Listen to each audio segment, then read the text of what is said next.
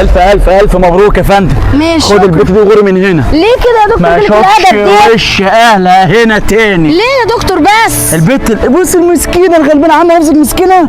الدكتور سالتها، لمست الدكتور اختفى.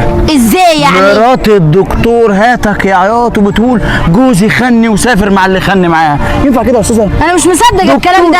ما احنا مش مصدقين. ده طفله. عارفه امها اللي المفروض اتولدت منها؟ انا مش هقول لك ان هي ماتت. امال ليه راحت فين؟ اختفت. بنتي اختفت؟ لمست امها بنقول لها الف مبروك يا فندم امسكي بنتك، لمستها اختفت. طب واعمل ايه يا دكتور؟ المشارط والمجصات اللي احنا بنجصجص بيها خلصتها. وبعدين المحلول اختفى. تاخديها من هنا وظهوري لان هعمل محضر عشان انا محتاج الحاجات دي عشان في عندي عمليه تاني. خلاص ماشي يا دكتور شكرا. طب وحساب الحاجات اللي اختفت؟ حساب الدكتور. طب هنعمل ايه احنا؟ حسبي الله ونعم الوكيل فيك. يا تيتا انا عاوزه انزل الشارع. يا مصطفى انا مش هقدر انزلك الشارع خالص دلوقتي. ليه يا تيتا؟ يا مصطفى انت لما اتولدت اصلا الدكتور قال عليك بنت. لا يا تيتا انا راجل ما تقوليش كده. ايوه ماشي لما كبرت بقيت راجل وكل حاجه، بس انت يا مصطفى لو رحت عند البجال لا تلمس حاجه ولا تكلم حد ولا تحدد حد ولا حد يخلع من ايدك الشاش دوت. ماشي يا تيتا. اوعى يا مصطفى حد يخلع من ايدك الشاش دوت. لا انا مش هخلعه.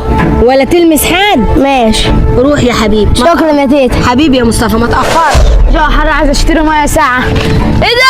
هو انت جيت يا ابو نص دراع؟ هو انت تهوشها معايا بطل هزار عشان ما امسككش اضرب. انت تضربني انا؟ انا اضربك انت وانت متسن يا حبيبي عشان تتكلم معايا. والله ولا انت ولا 10 اياك يعرفوا يعملوا لي كده. لا يا حبيبي انا الواحد اعرف اضرب عيلتك كلها.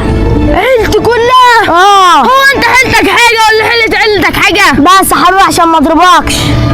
يا اخي والنبي نفسي اشوف دراعك ده تحت ايه مكسور ولا محروق، نفسي اشوف لك مله انت. ما بلاش تشوف اللي تحت دراعي هتزعل يا ابني. برضه ازعل من واحد زيك يا ابني. هتزعل لو شفت اللي تحت دراعي. لا انا عايزه اشوف اللي تحت دراعي. طب تلاشاني بقى.